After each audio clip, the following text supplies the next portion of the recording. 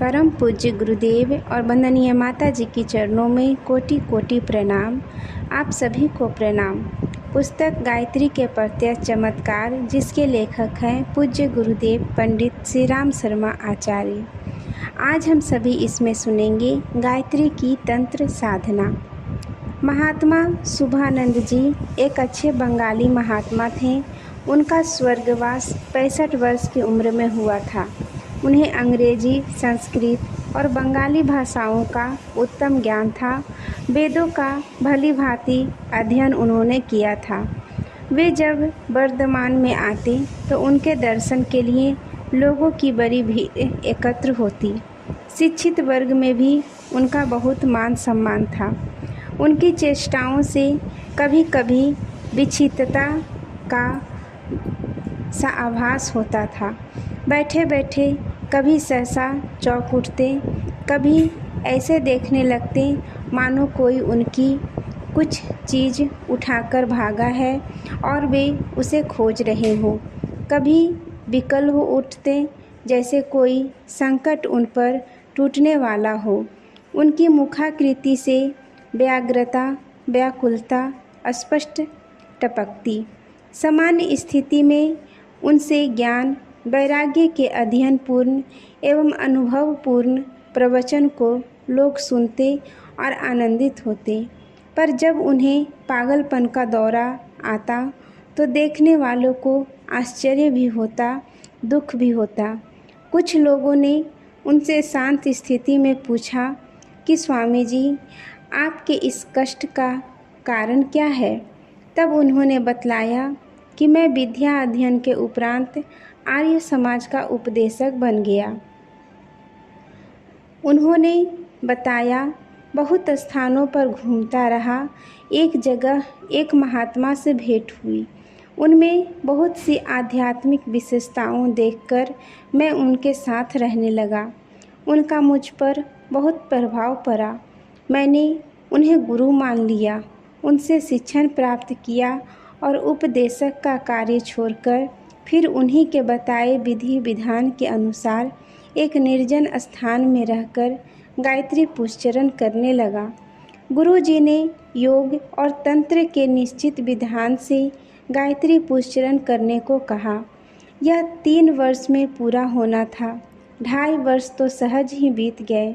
अंतिम 6 माहों में नित्य विलक्षण दृश्य दिखाई देने लगे। लोभप्रद और भयदायक अनेक प्रसंग सामने आने लगे। मुझे बता दिया था कि साधना के अंत में परीक्षा होती है और विभिन्न प्रकार के लोभ, आकर्षण, भय एवं उपद्रव सामने आते रहते हैं। अतः मैं ऐसे प्रसंगों को धैर्यपूर्वक टालता रहा ताकि अपनी तपस्या ठीक से पूर्ण कर सकूं। परंतु एक दिन एक नई ही घटना घटी। रात्रि में लगभग 11:30 बजे थे। मैं कुट्टी के भीतर बैठा साधना कर रहा था। तभी द्वार पर एक स्त्री बार बार दिखने लगी, जो टहल रही थी। मैं झोपड़ी से बाहर निकला। चांदनी रात थी। उसके प्रकाश में मैंने देखा सामने 18-20 वर्ष की अति सुंदर युवती। मैंने पूछा, तुम कौन हो और किस लिए आई हो?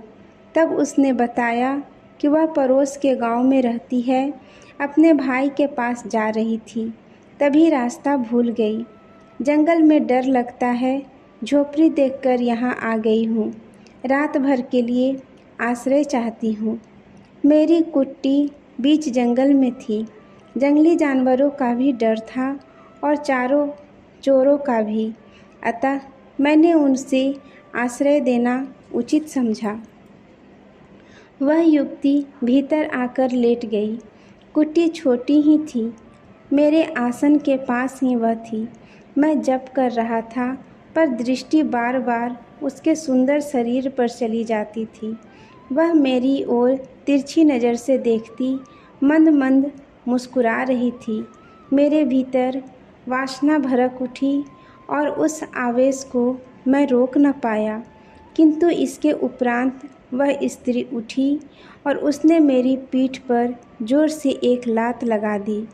इससे मैं चक्कर खाकर गिर पड़ा। वह तूफान की तरह झोपड़ी को तोड़ती फोड़ती जाने कहाँ चली गई। सारी रात मैं बेहोश पड़ा रहा। सुबह होश आने पर देखा मैं ज्वरग्रस्त था और पीठ का भाग बुरी तरह छील गया था। मेरे 2 दांत टूट गए थे और मुंह से खून बह रहा था। गुरुजी को समाचार मिल गया। वे आए और मुझे उठाकर ले गए। उपचार किया। 1 माह में मैं ठीक हो गया। प्राण तो बच गए, परंतु मस्तिष्क पर बहुत गहरा प्रभाव पड़ा। वह असंतुलित सा बना रहा और उसी कारण मैं रह रह कर चौंक पड़ता हूँ। मुझे खतरा बना रहता है। तभी से मैं सबको यही बताता हूँ कि सामान्य जन के लिए गायत्री की वेदोक्त दक्षिण मार्गी साधना ही उपयोगी है। तंत्र विधि से उपासना में लाभ और चमत्कार तो बहुत मिलते हैं, पर यह पथ कंटकाकीर्ण है। उनकी भयंकरता से तो साहसी ही अविचल रह सकते हैं। साधना क्रम के समय भयंकर दृश्यों से बचना अपेक्षाकृत कुछ अधिक आसान है, परंतु प्रलोभनों आकर्षणों से बच पाना अत्यंत कठिन है। फिर थोड़ी सी भूल होने पर इस पथ के पथिक को प्राण खोने पड़ सकते हैं।